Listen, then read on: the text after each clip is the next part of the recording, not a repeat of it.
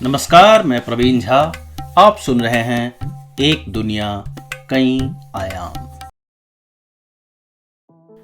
इस एपिसोड में हम लोग बात करेंगे चीन पर इंग्लैंड के प्रभाव की। 1773 ईस्वी में जॉर्ज एल मैकार्टनी ने अपनी किताब एन अकाउंट ऑफ आयरन में लिखा था, ब्रिटेन एक ऐसा विशाल साम्राज्य है जिसकी सीमाएं प्रकृति ने अब तक निश्चित नहीं की और जहां सूर्य कभी अस्त नहीं होता। The sun never sets. 25 जुलाई 1793, हाई नदी बंदरगाह, चीन। जब चीन के तट पर 2 विशाल जहाज आकर लगे तो चीनी नागरिक कौतूहल से देखने लगे। उन्होंने कई यूरोपियों और अन्य विदेशियों को पहले देखा था जो व्यापार के लिए आते जाते थे, लेकिन ये 2 शाही जहाज ब्रिटेन से 9 महीने की यात्रा करके पहुंचे थे। दोनों ही जहाज इतने आधुनिक और आलीशान दिख रहे थे कि ऐसा लगने लगा किसी बड़े साम्राज्य ने दरवाजे पर दस्तक दी है। पहला जहाज, जिसका नाम लायन था, उस पर सिंह का चिन्ह बना था और 64 तोपनुमा नालें लगी थी। उसके ठीक बगल में एक और जहाज था जिस पर उस प्रदेश का नाम लिखा था जो ताजा ताजा ब्रिटेन के ताज पर सजा था। पाठकों के लिए यह अनुमान लगाना कठिन नहीं कि दूसरे जहाज का नाम क्या था। दूसरे जहाज का नाम था हिंदुस्तान, जिसे ईस्ट इंडिया कंपनी ने हाल ही में बनवाया था। इस जहाज के डेक पर एक फौजी वेशभूषा में चश्मा लगाए ब्रिटेन के राजदूत हाथ हिला रहे थे। यह वही व्यक्ति थे जिन्होंने वह उपरोक्त कथन कहा कि ब्रिटेन में कभी सूर्य अस्त नहीं होता, यानी जॉर्ज एल मैकार्टनी। इससे पहले चीन को यह खबर मिल गई थी कि उनके पड़ोसी देश भारत पर ईस्ट इंडिया कंपनी का झंडा लहरा रहा था, लेकिन चिंग वंश के राजा को उनसे कोई खतरा नहीं दिख रहा था। संभवतः उन्हें अमेरिका, अफ्रीका और भारत में चल रहे यूरोपीय देशों के संघर्ष का अंदाजा नहीं था। उन्हें यह भी खबर न रही थी कि 1757 के प्लासी युद्ध में क्या हुआ, 1792 में टीपू सुल्तान की कैसे हार हुई और कैसे ब्रिटेन साम्राज्य एक के बाद एक झंडे गाड़े जा रहा था। उन्हें लगा कि ये तो कंपनी के व्यापारी लोग हैं जो चीन जितने विशाल देश से संबंध रखना चाहते हैं। बहरहाल ईस्ट इंडिया कंपनी पहले भी चीन से व्यापार करती रही थी, मगर उनके जहाज कैंटन बंदरगाह आते और वहीं से लौट जाते। उनको चीन में अपनी फैक्ट्री डालने की या बसने की कोई इजाजत नहीं मिली थी। ध्यान रहे कि भारतीय शासकों ने उनको ऐसी इजाजत देकर ही धीरे धीरे अपना राज्य खो दिया था। मैकार्टनी एक सुलझे हुए राजदूत थे और काफी समय भारत तथा अन्य क्षेत्रों में समझौते करते हुए बिताए थे। उन्हें यकीन था कि चीन के वयोवृद्ध 82 वर्ष के राजा शियानलोंग को वह मना लेंगे। ईस्ट इंडिया कंपनी को चीन में अपना कार्यालय बनाने और वहां रहकर व्यापार करने की इजाजत मिल जाएगी। संभवतः ब्रिटेन अपनी सेना की एक टुकड़ी भी वहां रख पाए। जब ब्रिटिश दूत दरबार में पहुंचे तो राजा ने कई तोहफे देकर उनका स्वागत किया। उन्होंने पूछा, आप लोग चीनी भाषा तो नहीं जानते होंगे। उनके एक दूत के साथ उनका 12 वर्षीय बेटा भी आया था, जिसने जहाज पर बैठे बैठे थोड़ी बहुत चीनी भाषा सीख ली थी। उसने उत्साहित होकर हाथ उठाया और चीनी भाषा में ही कहा, मैं जानता हूं, थोड़ी बहुत बोल सकता हूं। राजा ने खुश होकर कमर से एक रेशम की पोटली निकालकर उसे दे दी, जिसमें कुछ सुपारी रखी थी जो वह शौकिया खाया करते थे। राजा ने कहा, मुझे अंग्रेजी तो नहीं आती, मगर आप लोगों के लिए एक कविता लिखी है। कविता थी, पहले पुर्तगाली लेकर आए तोहफे, अब आए हैं ब्रिटिश। पहुंची होगी हमारे पूर्वजों की महिमा 7 समंदर पार। भले इनके तोहफे हैं मामूली, बदले में कुछ देना होगा उनको, आखिर ये हमारी ताकत के कदरदान हैं। मैकार्टनी को लग गया कि यह राजा भले बूढ़ा है मगर अकड़ वाला है, यह सीधे सीधे नहीं मानेगा। चीन पर वे हथकंडे नहीं अपनाए जा सकते थे जो भारत में काम आए। भारत में रहकर ईस्ट इंडिया कंपनी ने यहां के भेद समझ लिए थे, जबकि चीन उनके लिए भी अनसुलझी पहेली थी। भारत में उन्हें अलग अलग रंगों के, आस्थाओं के, सामाजिक वर्गों के, भाषाओं के और अलग अलग रियासतों के लोग मिले। उनमें फूट डालने के तरीके उन्हें मिल गए थे। उन्हें अपनी सहूलियत से जोड़ना कुछ पेचीदा काम था। दूसरी तरफ चीन की सरहदों को उन्होंने सिर्फ एक बंदरगाह पर आवाजाही और कुछ संस्मरणों से जाना था। वहां के लोग उन्हें एक जैसे दिखते थे, एक जैसी भाषा बोलने लिखने वाले और एक ही राजा के अधीन। उन्हें कैसे तोड़ा जाए? हालांकि ब्रिटिशों को यह मालूम हुआ कि मंचू साम्राज्य में मंगोलों की भागीदारी घट रही है और उत्तरी हान वंशजों की बढ़ रही है। तिब्बत भी चीन में शामिल तो था, मगर वे चीनी मूल के नहीं थे। कुछ ऐसा ही शिनजियांग प्रांत में भी था। मकार्टनी ने चीन से लौटते हुए अपनी रिपोर्ट में लिखा, चीन का साम्राज्य किसी दकियान्यूसी लेकिन एक ऊंचे दर्जे के जहाज की तरह है, जिसे उसके काबिल अधिकारियों ने 150 वर्षों से समंदर में टिकाए रखा है। वह जहाज इतना विशाल है कि उसे देख उसके पड़ोसी देश चकित रह जाएं। लेकिन जैसे ही इस जहाज की जिम्मेदारी किसी नाकारा कप्तान के हाथ में आएगी, इसका अनुशासन बिखर जाएगा। शायद यह जहाज एक झटके में ना डूबे, कुछ देर लहरों में हिलकोरे लेकर और आखिर किसी चट्टान से टकराकर इस कदर टुकड़ों में बिखर जाए कि वापस कभी खड़ा न हो सके। हमें इसके लिए उनके व्यापार के ढर्रे को बदलकर अपने फायदे में करना होगा। मगर मसला तो यही था कि भला चीन का व्यापार बदलें कैसे? मकार्टनी अपने साथ चीन के राजा की वह चिट्ठी ले जा रहे थे जो उन्होंने ब्रिटेन के राजा जॉर्ज तृतीय को लिखा था।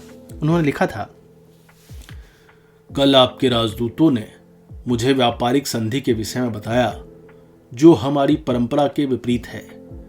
अब तक हमने असभ्य यूरोपियों को इतनी इजाजत तो दी है कि वे कैंटन बंदरगाह में आए, हमसे सामान खरीदें और लौट जाएं।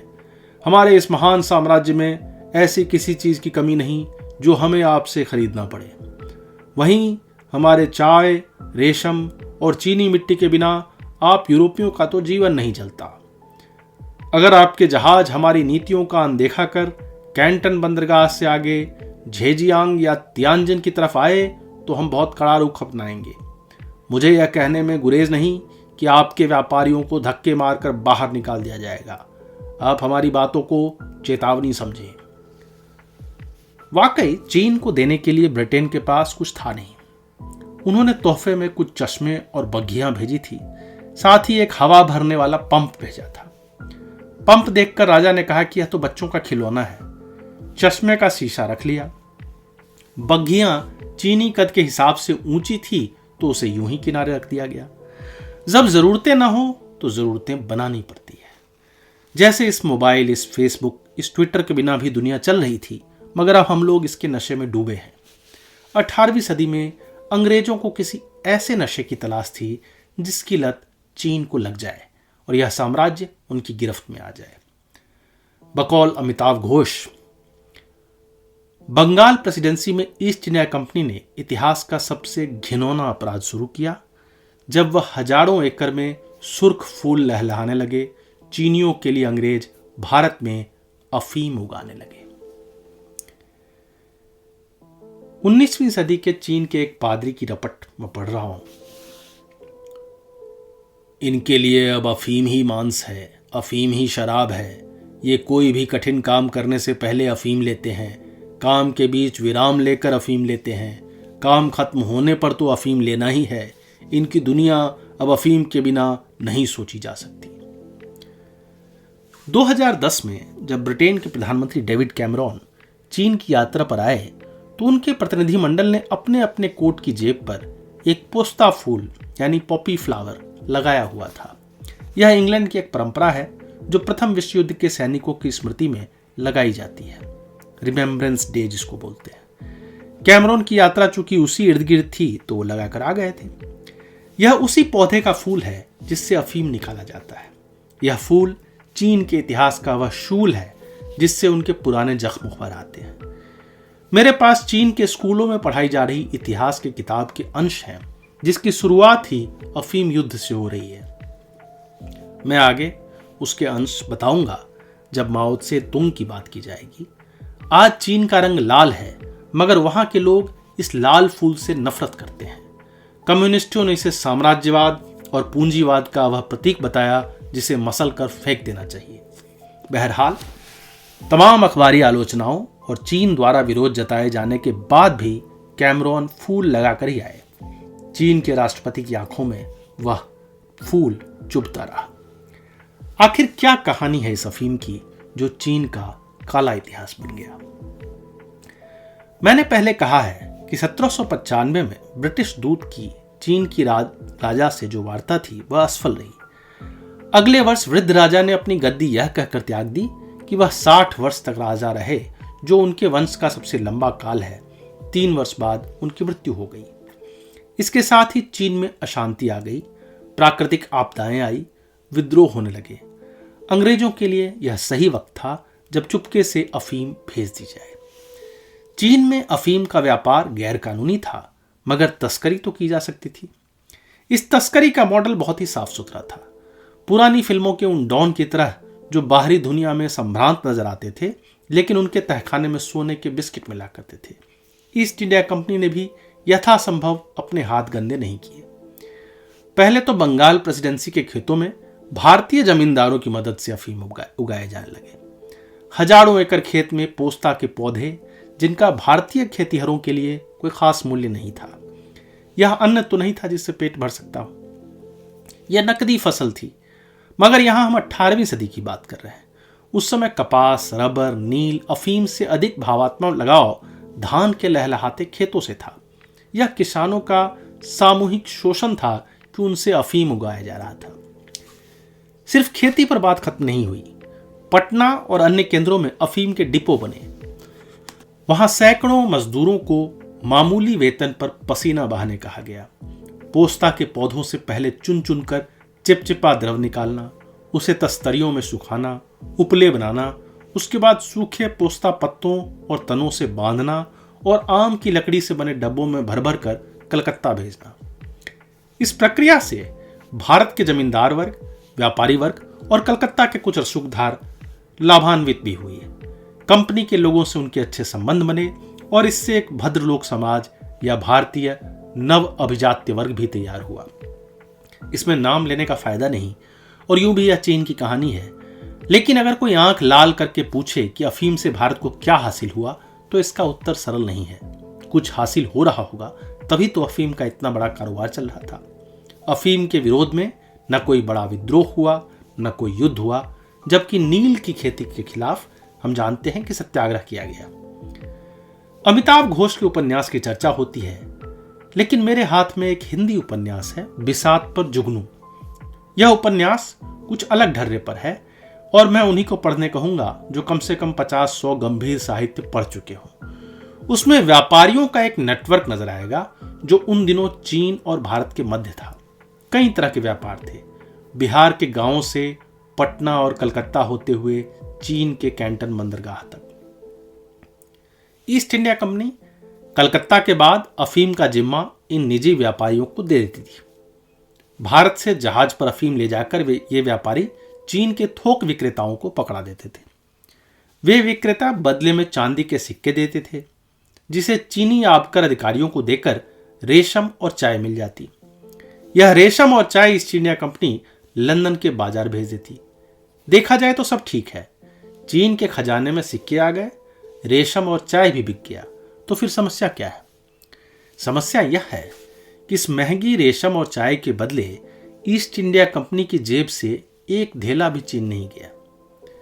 कंपनी ने तो अपना जहाज भी चीन नहीं भेजा और अफीम, चाय, रेशम सब बेच ली, जबकि चीन का सिक्का चीन के अंदर ही घूमता रह गया।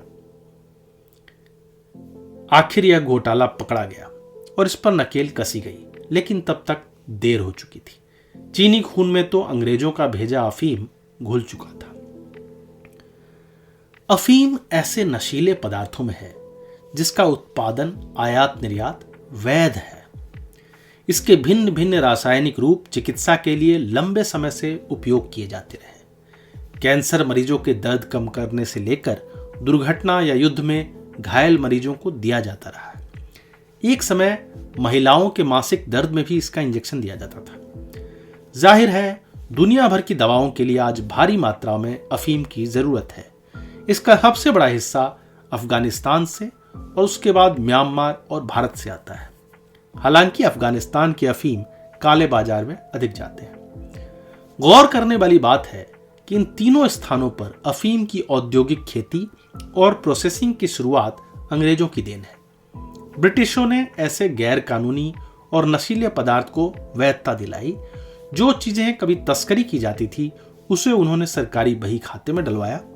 उन्होंने अपने ऊपर से स्मगलर तमगा हटाकर लाइसेंसधारी व्यापारी का तमगा लगा लिया। इस प्रक्रिया की शुरुआत भारत की जमीन पर और अंत चीन की जमीन पर तब हुई जब लड़ा गया अफीम युद्ध। मैं कुछ उपलब्ध आंकड़े रखता हूं। 1800 ईस्वी के इर्द गिर्द ईस्ट इंडिया कंपनी द्वारा कलकत्ता एजेंटों के माध्यम से तस्करी शुरू हुई। पहले 2 दशकों में 4000 डब्बे यानी 140 पाउंड अफीम प्रति वर्ष चीन के काला बाजार गया। जब चीनियों को लत लग गई तो अगले दशक में 20,000 डब्बे प्रति वर्ष जाने लगे। मेरे सामने एक तस्वीर है जिसमें 2 चीनी पुरुष और 1 चीनी महिला अफीम के नशे में धुत पड़े हैं। एक बार जब नागरिकों को ऐसा नशा लग जाए तो सरकारी फरमान धुंधले पड़ने लगते हैं। चाहे उन्हें कितनी भी संस्कृति की दुहाई दी जाए, उन्हें तो अफीम चाहिए। अगर यह गैर कानूनी है तो इसे कानूनी दर्जा मिले, मगर सप्लाई बंद ना हो। इसका दर्द निवारण के लिए वैद्यकीय उपयोग शुरू हो गया था और चीनी सैनिक भी अफीम लेने लगे थे। कई लोग इसे नशा मानने के लिए तैयार ही नहीं थे और पुरुष इसे अपने पौरुष और दीर्घायु से जोड़ने लगे थे। ऐसे समय में 2 विपरीत लोगों का उदय हुआ। फिल्मी दुनिया के नायक और खलनायक कह लें या मिथकीय दुनिया के दाऊद और जालूत यानी डेविड एंड गोलियत। चीन के एक सरकारी अधिकारी लू कुन ने यह ठान लिया कि इस अफीम की कालाबाजारी का अंत करके रहेंगे और चीन को नशा मुक्त करेंगे। उनको कैंटन बंदरगाह की जब जिम्मेदारी मिली तो वहां के भ्रष्टाचार पर नकेल कसने लगे और अफीम के डब्बे पकड़कर समंदर में फेंकवाने लगे।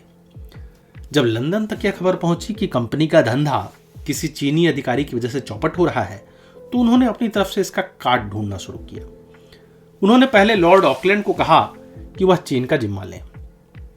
ऑकलैंड ने चिट्ठी दी, ब्रिटिशों की अगर सबसे बुरी नियुक्ति कहीं हो सकती है तो वह कैंटन बंदरगाह है। मैं भारत जा सकता हूं मगर चीन कतई नहीं जा सकता। बहरहाल उन्हें भारत के गवर्नर जनरल की नियुक्ति कुछ समय बाद मिल गई, लेकिन चीन कौन जाएगा। उस समय एक अन्यथा नकारे गए अधिकारी विलियम नेपियर ने दरख्वास्त दी, चीन की जिम्मेदारी मुझे दी जाए। मुझे मालूम है कि इस समस्या का हल क्या है। इसका हल है कि अफीम को कानूनी दर्जा मिले। यह बदलाव किसी बातचीत से नहीं बल्कि उसी तरह संभव होगा जैसे अन्य स्थानों पर हुआ है। मैं उन्हें युद्ध के लिए मजबूर करूंगा और हमारी बंदूक के सामने चीन का साम्राज्य घुटने टेक देगा। देखना यह था कि इस फिल्मी क्लाइमैक्स में अफीम माफिया विलियम नेपियर और आदर्शवादी लू कुन में जीत किसकी होती है।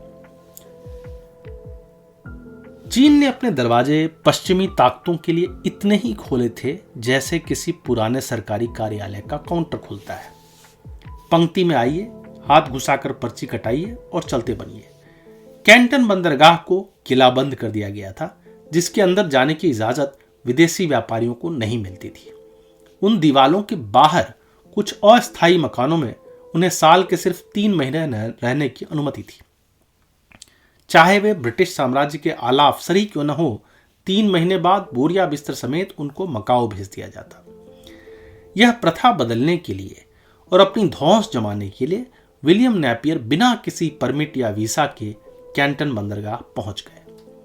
यह 1834 ईस्वी की जुलाई का महीना था जब उन्होंने कैंटन बंदरगाह पर कदम रखते ही यूनियन जैक फहरा दिया। कैंटन के सख्त गवर्नर लू कुन ने आदेश दिया कि यह ब्रिटिश अफसर अपना झंडा उतारे और अभी के अभी बंदरगाह छोड़कर चले जाएं। नेपियर तो जानबूझकर आग लगाने ही आए थे, यह सोचकर कि एक बार उधर से गोली बारूद चले तो वह भी दिखा दें अपनी ताकत। उन्होंने वहां से हिलने से इनकार कर दिया। भारत के गवर्नर जनरल लॉर्ड बैंटिंग को चिट्ठी भेजी कि उन पर हमला होने वाला है, जल्दी से जल्दी सेना भेजें। लंदन उस समय चीन से युद्ध के लिए तैयार नहीं था। भारत में ईस्ट इंडिया कंपनी की अपनी समस्याएं थी, तो वे कहां चीन से लड़ने के लिए सेना भेजते। कैंटन में ब्रिटिश ठिकाने पर गोलियां चलने लगी। यह पहला मौका था जब चीन ने ब्रिटेन से सीधी लड़ाई मोल ली थी। लू कुन ने तत्काल ब्रिटिश व्यापार बंद करने और ब्रिटिश जहाज समंदर में डुबा देने के आदेश दे दिए। नेपियर अपनी छोटी सी सेना टुकड़ी के सहारे कुछ देर लड़े, लेकिन उन्हें मलेरिया हो गया। भागकर मकाओ जाना पड़ा, जहां उनकी मृत्यु हो गई। यह लू कुन और चीन के लिए एक बड़ी जीत थी कि उस समय की एक बड़ी पश्चिमी ताकत को न सिर्फ हराया बल्कि धक्के मारकर व्यापार से बेदखल कर दिया। ब्रिटेन को लगा कि चीन से इस बेइज्जती का बदला लेने में बहुत ऊर्जा लगेगी। वहीं ईस्ट इंडिया कंपनी के एजेंटों को इस बात की चिंता थी कि अफीम का व्यापार अगर ठप हो गया तो वे क्या करेंगे। आखिर उन्होंने चीन को माफीनामा भेजकर नेपियर की गलतियों को स्वीकारा और अनुरोध किया कि व्यापार जारी रहे। चीन भी इस प्रकरण से अकड़ गया और व्यापार नियम कड़े कर दिए। दूसरी तरफ अफीम की तस्करी रोकने के भी उपाय करने लगे।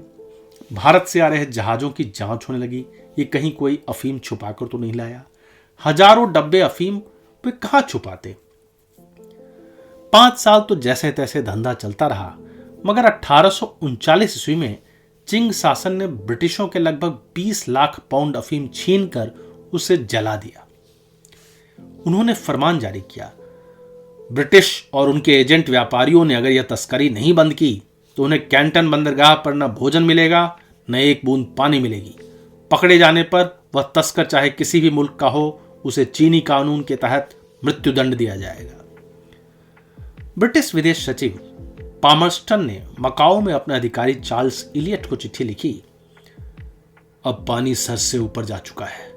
चिंग साम्राज्य से लड़ने के लिए इतनी बड़ी नौसेना आ रही है कि इस लड़ाई को दुनिया सदियों तक याद रखेगी। एक तरफ भारत से सिंगापुर के रास्ते जहाज चीन की ओर बढ़ रहे थे, दूसरी तरफ जम्मू से जोरावर सिंह के नेतृत्व में सेना तिब्बत की ओर बढ़ने की तैयारी कर रही थी। चिंग साम्राज्य इन लड़ाइयों में बहुत कुछ हमेशा के लिए खोने वाला था। जाहिर है इस जीत से ब्रिटिशों को बहुत कुछ मिलने वाला था, मसलन अफीम का वैध व्यापार, चीन में अपनी नई चमचमाती दुकान और मिलने वाला था हांगकांग।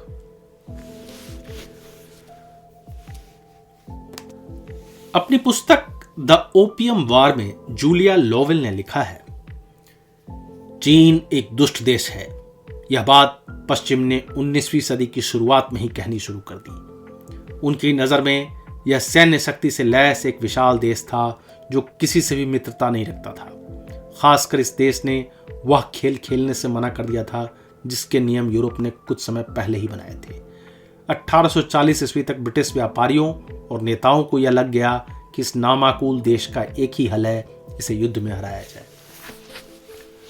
हांगकांग आज गगनचुंबी इमारतों से सजा चमक दमक वाला प्रांत है, पूंजीवाद का स्वर्ग जहां कई अरबपति बसते हैं, दुनिया के सबसे विकसित और सबसे सघन क्षेत्रों में से एक। मगर 200 वर्ष पूर्व यहां मछुआरों की बस्ती के सिवा कुछ खास नहीं था। यह चीन के एक कोने में पड़ा था जहां अक्सर कैंटन बंदरगाह आने जाने वाले अफीम तस्कर सुस्त आते थे। जुलाई 1839 कोवलून, जो वर्तमान समय में हांगकांग है, एक स्कॉटिश अफीम तस्कर कंपनी जेम्स मैथेसन के कुछ नाविक कर्नाटिक मैंगलोर जहाज से इस द्वीप पर आए।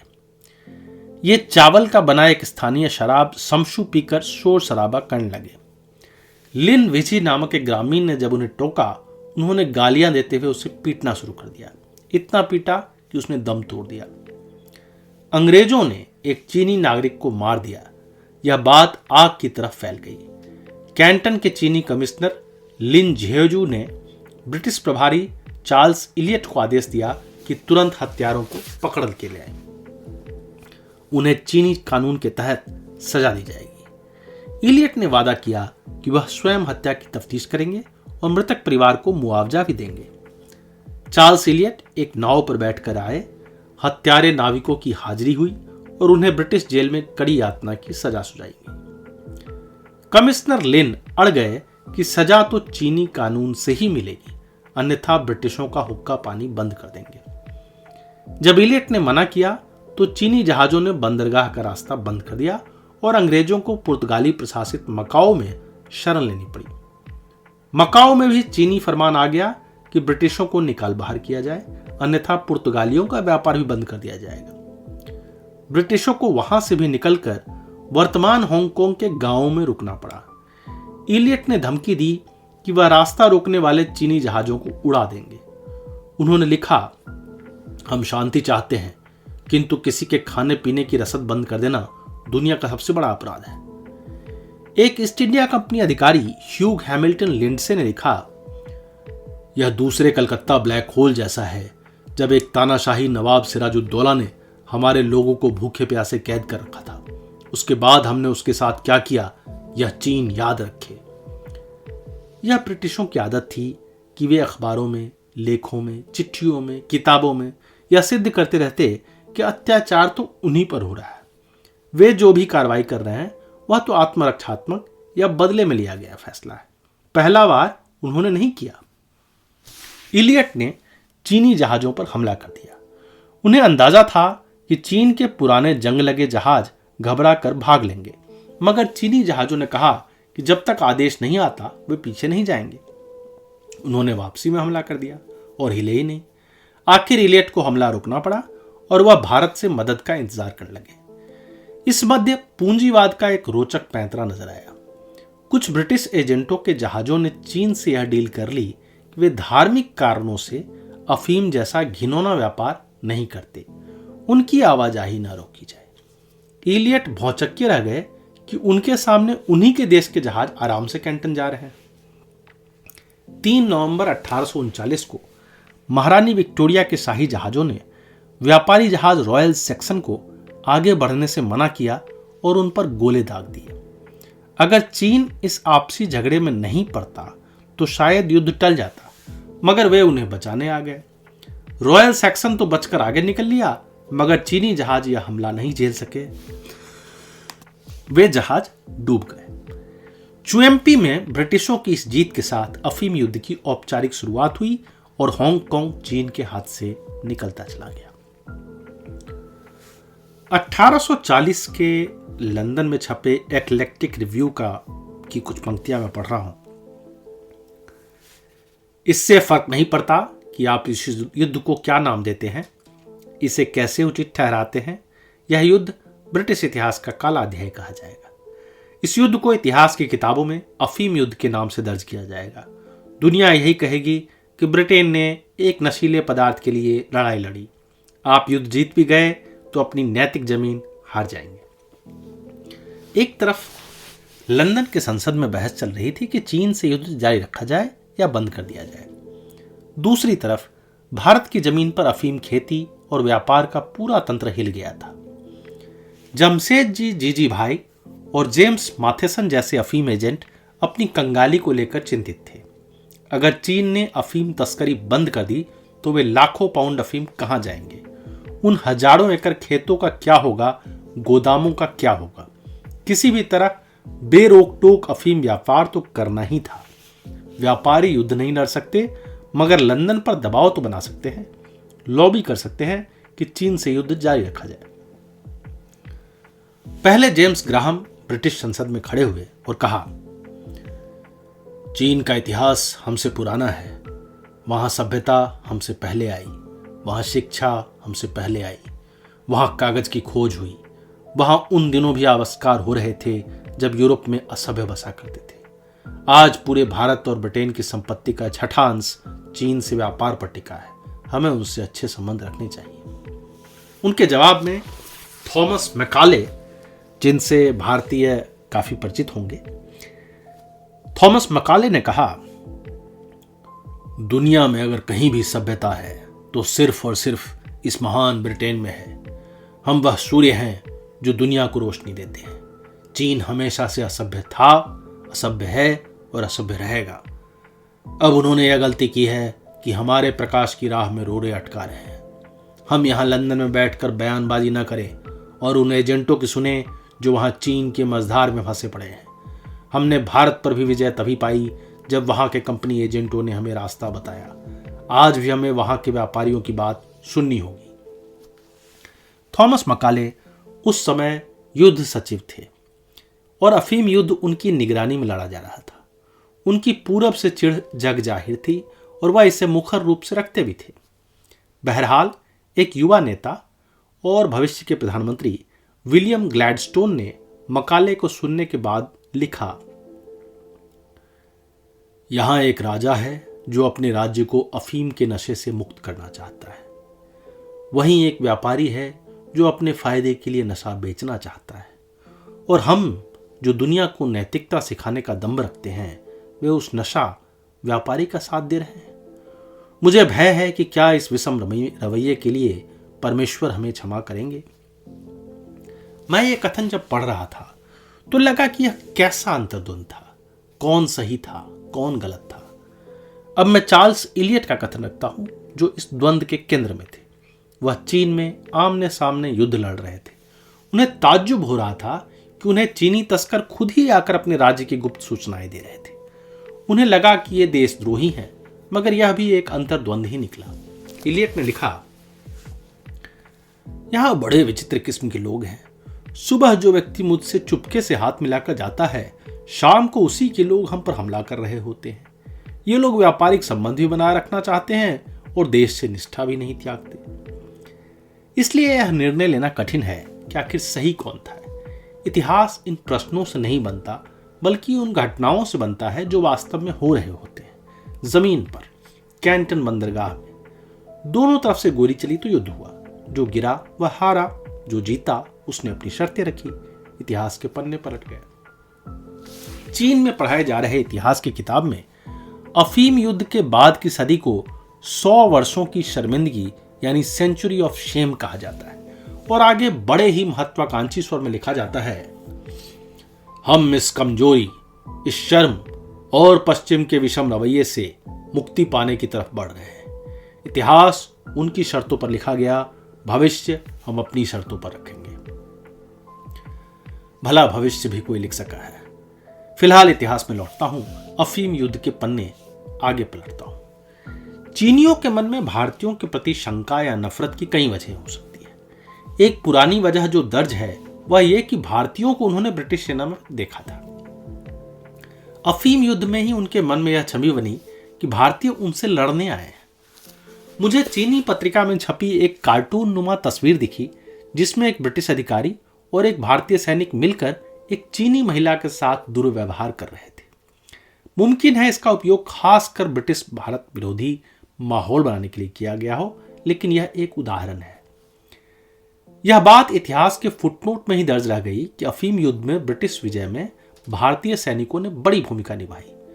बीजिंग के भारतीय दूतावास में रक्षा सलाहकार रहे कर्नल जयशंकर ने एक साक्षात्कार में कहा कि सिख सैनिकों के हाव भाव देखकर चीनी इतने घबरा जाते थे कि उन्हें अपने साथ बंदूक रखने की जरूरत ही नहीं थी। वहीं दूसरी तरफ भारतीय व्यापारियों से मधुर संबंध भी रहे। कैंटन बंदरगाह की पिजिन अंग्रेजी यानी पिजिन इंग्लिश भाषा जो वहां के नागरिक वर्षों तक इस्तेमाल करते रहे, उसमें कई हिंदुस्तानी शब्द थे। ये उन्हें भारतीयों ने सिखाए थे। भारतीय भी टी के बजाय इसके लिए प्रयुक्त चीनी शब्द छा या चाह बोलते थे, जो अरबी जबान में मिलकर चाय या चाय बनता गया। बंगाल, असम और बिहार की भाषाओं में अभी भी यह चाह या चाह कहा जाता है। आगे तो खैर एक महत्वपूर्ण घटना में शायद हम यह भी जानेंगे कि जब भारतीय और चीनी सैनिक कंधे से कंधा मिलाकर साथ लड़े, लेकिन वह अफीम युद्ध के एक सदी बाद की बात है। जून 1840 हांगकांग। कलकत्ता और मद्रास से चलकर 72 तोपों से लैस 16 ब्रिटिश सैन्य जहाजों का काफिला जब पहुंचा तो चीनी सेना ने समझ लिया कि वे मुकाबले में बहुत कमजोर हैं। लगभग 4000 अनुशासित भारतीय और ब्रिटिश सैनिक उन जहाजों पर सवार थे। उनमें कुछ जहाज कैंटन के सामने तैनात हुए और कुछ चीन के समुद्री तट के किनारे आगे बढ़ते गए। दिंघाई नामक एक बड़ा शहर मात्र 10 मिनट की गोलीबारी में गिर गया। जब मारे गए चीनी सैनिकों की बंदूकें जांच की गई तो सबसे नई किस्म की बंदूक पर 1601 ईस्वी का ठप्पा लगा था, यानी 250 साल पुरानी बंदूक से चीनी लड़ रहे थे। चीन के राजा ने सारा ठीकरा कैंटन के कमिश्नर लिन पर थोपते हुए कहा, यह सारी फसाद तुम्हारी वजह से हुई है। क्या जरूरत थी इन ब्रिटिशों से सख्ती बरतने की, अफीम छीन कर समंदर में फेंकने की? हम इसे बातचीत से सुलझा सकते थे। लिन से पद तो छीना ही गया, गिरफ्तार कर दूर उत्तरी चीन में निर्वासित कर दिया गया।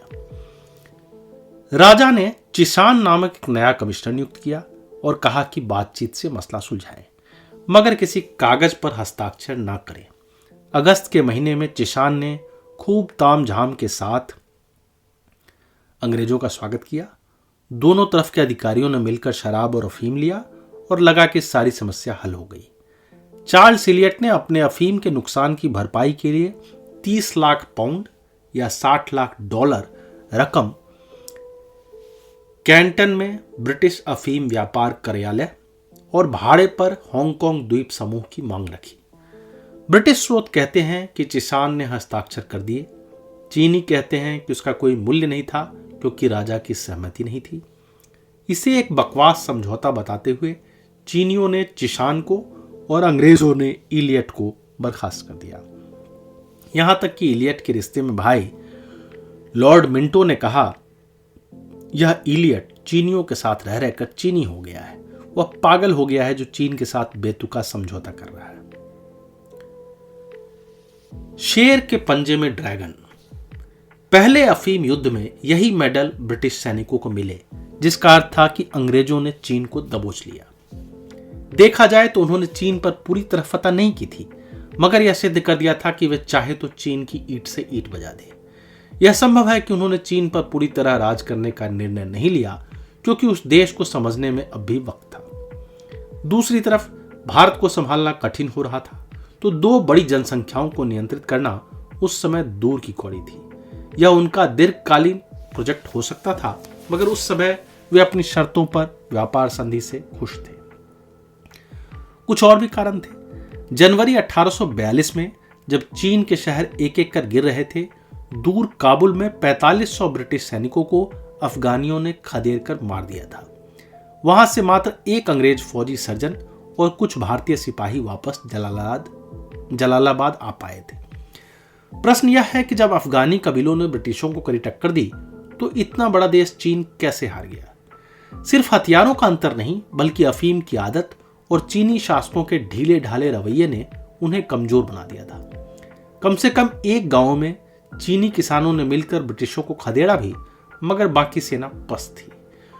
मुझे चीन के कुछ हास्यास्पद रणनीतियां दर्ज मिली। चीनी राजा को उनके एक सलाहकार ने कहा कि जब तक ब्रिटिश यहां समंदर में उलझे हैं, हम 3 लाख लोगों की सेना लेकर रूस और यूरोप होते हुए लंदन पर ही कब्जा कर लेते हैं। निंगबो में एक कमांडर ने 15 बंदरों के पीठ पर पटाखे बांध दिए और योजना बनाई कि इन बंदरों को जहाज पर उछालकर आग लगा देंगे। वह ऐसा करते इससे पहले सारे बंदर भाग गए। अगस्त 1842 में ब्रिटिश सेना यांगसे नदी के रास्ते चीन के बड़े नगर नानजिंग को उड़ाने के लिए खड़ी हो गई। आखिर चीन ने हार मार ली।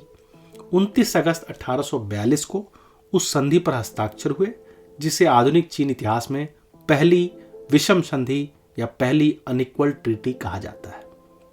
पहली इसलिए क्योंकि इसके आगे कई और संधियां भी हुई। इस संधि के तहत चीन को इन शर्तों पर हस्ताक्षर करने पड़े। पहली शर्त थी कि अफीम और युद्ध खर्च की भरपाई के लिए 2.1 करोड़ डॉलर के बराबर रकम दी जाएगी। अंग्रेजों के व्यापार के लिए 5 पोत खोले जाएंगे, जिनमें कैंटन तो था ही, एक पोत बाद में महत्वपूर्ण बनता गया, शंघाई। हांगकांग का प्रशासन ब्रिटिशों को स्थायी रूप से उपनिवेश की तरह सौंप दिया जाएगा। कमाल की बात है कि उस संधि में ब्रिटिशों ने अफीम को वैध बनाने की मांग नहीं की। अंग्रेज स्वयं पर से यह दाग हटाना चाहते थे कि उन्होंने यह लड़ाई अफीम के लिए लड़ी। इस संधि पर हस्ताक्षर करने वाले हेनरी पोटिंगर से चीनी अधिकारियों ने पूछा, आपने अफीम की विषय में मांग नहीं रखी, क्या हम मान लें कि भारत में अब अफीम की खेती नहीं होगी? पोटिंगर ने लंबी भाषणबाजी करते हुए कहा, अफीम से हमारी सरकार का संबंध न पहले था न अब है।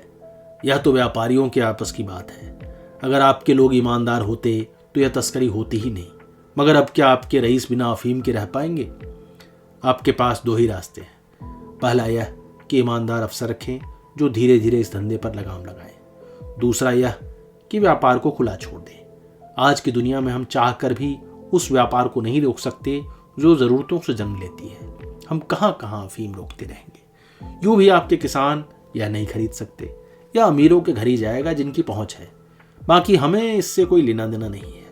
या आप और भारत के एजेंट मिलकर तय करें कि क्या करना है। माना जाता है कि एजेंटों की तस्कर लॉबी ने भी यह दबाव बनाया था कि इसे काला बाजार ही रखा जाए, क्योंकि उसमें कमाई ज्यादा थी। अगर यह खुला व्यापार बनता तो अमेरिका ही इतनी अफीम ले आती कि भारतीय एजेंट को माल सस्ते में बेचना पड़ता। बहरहाल कुछ भी बंद नहीं हुआ। हांगकांग के एजेंट जेम्स माथेसन अफीम के धंधे से इतना अमीर हुए कि पूरे स्कॉटलैंड के सबसे बड़े जमींदार बन गए।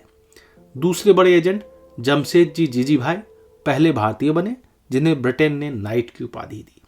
पूरे बम्बई में उनके नाम से स्कूल, कॉलेज, सामुदायिक भवन, अनाथालय, मोहल्ले, अस्पताल खुलते गए। मुंबई का बहुत बड़ा अस्पताल जमशेदजी जीजीभाई अस्पताल या जे हॉस्पिटल है। संयोगवश मैं भी जिस कॉलेज से पढ़ा हूं वो बैराम जीजीभाई के नाम पर मेडिकल कॉलेज था। चीन की कहानी अभी और भी है, लेकिन अब इस पूरे इतिहास को देते हैं विराम, और फिर कभी बात होगी चीन के आगे की कहानी की, तिब्बत की, और भारत से चीन के बाद में हुए संबंधों की। धन्यवाद।